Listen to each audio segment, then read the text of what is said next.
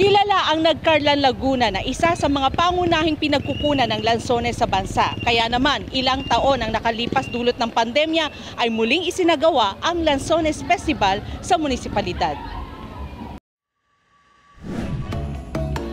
Iba't ibang mga pasabog at aktibidad ang tampok sa isinagawang Anakalang Lansones Festival 2023 sa Nagcarlan, Laguna. Kabilang na rito ang Drum and Lyre Exhibition kung saan umaarangkada sa parada ang mga batang nagkarlangin sa naturang eksibisyon. Binuksan na rin ang ibinidang mga panindang gulay at prutas sa paligid ng Municipal Hall ng Nagcarlan at mga exhibition sa pagpipinta at marami pang iba.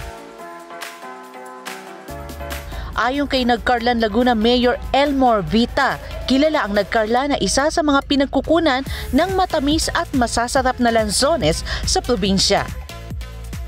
Pero sa Nagcarlan, talagang malawak kasi we are 52 barangays. Ang Nagcarlan, nakilala talaga sa tamis ng kukunan. Dagdag din ng alkalde, masaya ang buong bayan ngayon ng Nagcarlan dahil sa dinidinig ang dalangin nilang umulan at makaani ng lansones. Samantala naging panauhing pandangal sa kaganapan si OFW Party List Congresswoman Marisa Del Mar Magsino at ipinaabot nito sa mga mamamayan na Nagcarlan ang aktibong ginagawang pagtulong ng kanilang opisina. Pwede po tayong magbigay ng mga medical assistance, mga burial, wag naman sana, pero may burial assistance, meron tayong mga scholarship. Lahat po yan pwede nyo i-connect sa ofwpartylist21@gmail.com at may television show tayo sa SMNI.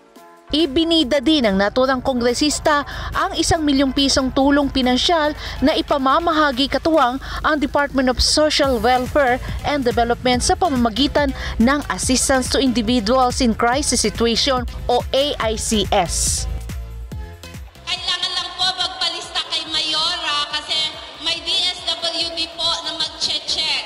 Kung kayo po ay karapat-dapat na makakuha po ng ating 3,000 pesos each, worth 1 million po ang ipamimigay ng OFW Party List.